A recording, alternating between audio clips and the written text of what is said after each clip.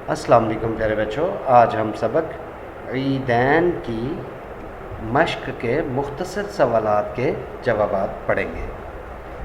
तो प्यारे बच्चों, यहाँ पर सवाल नंबर 1 है, ईदैन से क्या मुराद है?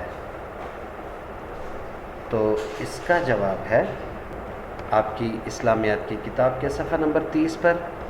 यहाँ पर अगर आप देखें तो इस सवाल का जवाब मौजूद है। दीन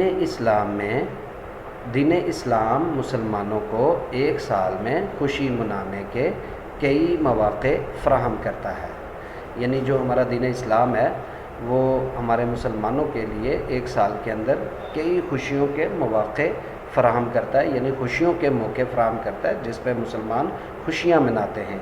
उनमें से ईद उल फ़ितर और ईद उल अज़हा ऐसे ही 2 मौक़े हैं। ठीक है, ईद उल फ़ितर का मौका होता है और ईद उल अज़हा का मौका होता है जब दुनिया भर के मुसलमान जो है वो खुशी मनाते हैं। इन दोनों ईदों को ईदैन कहते हैं, यानी ईद उल फ़ितर और ईद उल अज़हा को ईदैन कहते हैं। ठीक है, तो इस सवाल का जवाब ये है कि ईद उल फ़ितर और ईद उल अज़हा को ईदैन कहते हैं। अब हम बढ़ते हैं अगले सवाल की तरफ। मश्क के मुख्तसर सवालात में सवाल नंबर 2 है, फ़ितराना किसे कहते हैं? फ़ितराना किसे कहते हैं? तो इस सवाल का जवाब है आपकी इस्लामियात की किताब के सफ़ा नंबर 30 पर अगर आप देखें तो ये इसका जवाब है।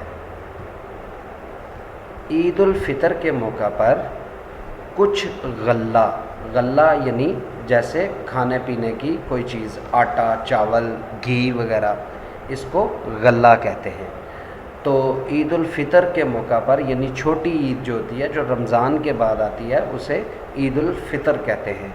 तो ईद उल फ़ितर के मौका पर कुछ गल्ला या रकम यानी पैसे बतौर सदका यानी सदक़े के तौर पर गरीबों को दी जाती है, इसे फ़ितराना कहते हैं।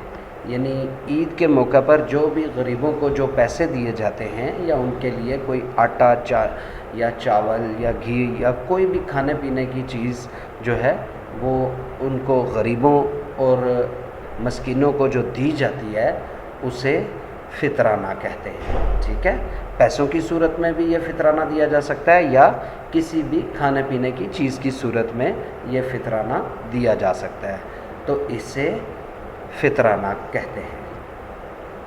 अब हम बढ़ते हैं अगले सवाल की तरफ।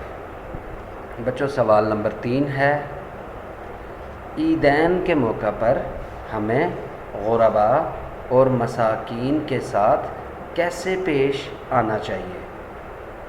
तो इसका जवाब है आपकी इस्लामियात की किताब के सफ़ा नंबर 31 पर अगर आप देखें तो यहाँ पर इस सवाल का जवाब है,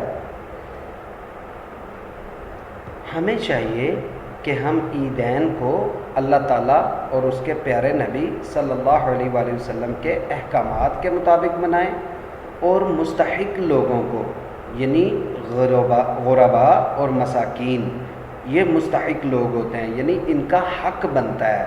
ठीक है, यानी मुस्तहिक हैं ये गुरबा और मसाकीन के, इस बात के मुस्तहिक हैं कि इन लोगों को अपनी खुशियों में शरीक करें।